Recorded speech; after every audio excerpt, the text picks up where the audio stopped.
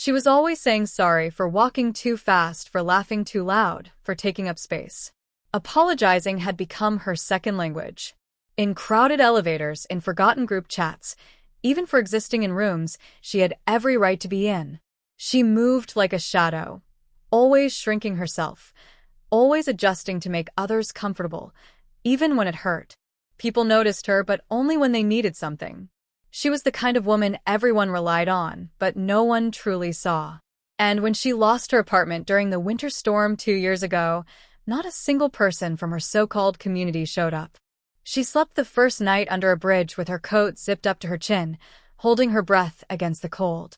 The second night, someone stole her backpack.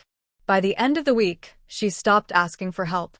But she still said sorry to the shelter worker who gave her a cold meal, to the teenager who bumped into her and didn't look back, to the sky for raining.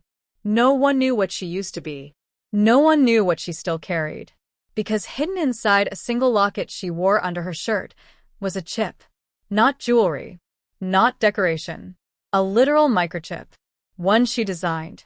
Years ago, she had worked behind the scenes of a tech firm that built predictive learning software. Her designs were buried in non-disclosure agreements and technical patents she never got credit for.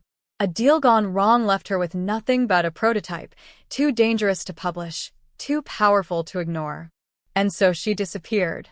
Until they found her.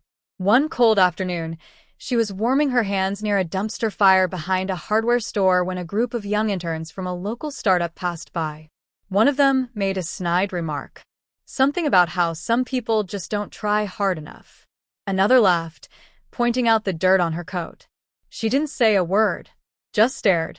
Then slowly, she stood, walked over, reached into her coat, and pulled out a small, rusted metal square no bigger than a matchbox. "What is that?" one of them mocked. "Nothing you'd understand," she whispered. They laughed, until 2 days later.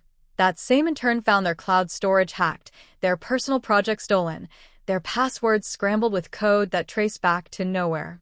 That was the beginning. Over the next few weeks, strange things happened. Data leaks, patent challenges, anonymous white papers surfaced, describing technologies far beyond what the market had seen. And then, one by one, influential voices in the tech world began quoting a mysterious name in their interviews. A name linked to early predictive AI work, to revolutionary software blueprints. But no photo, no origin, only the locket symbol.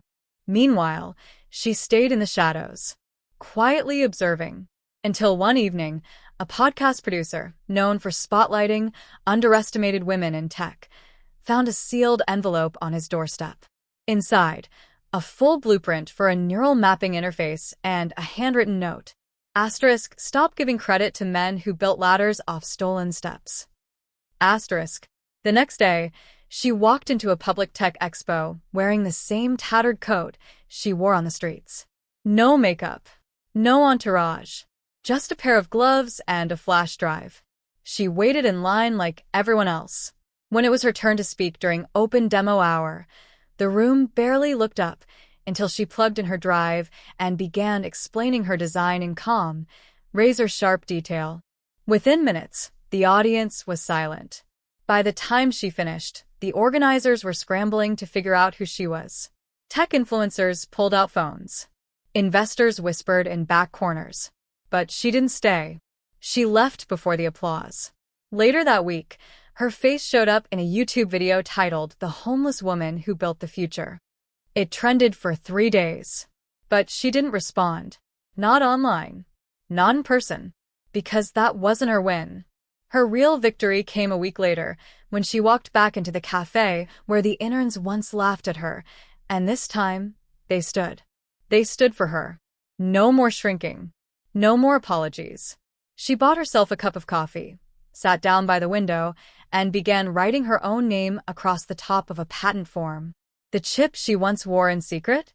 Now the core of a medical AI system that detects neurological decay 10 years in advance. And the group she quietly funded through an anonymous LLC? They're building shelters across 3 states, equipped with tech labs and innovation hubs for those who fell through the cracks like she once did.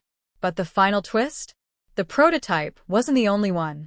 There were 4 more, and only she knows where they are. Each day, someone finds a clue. A note inside a secondhand book. A QR code etched into a park bench.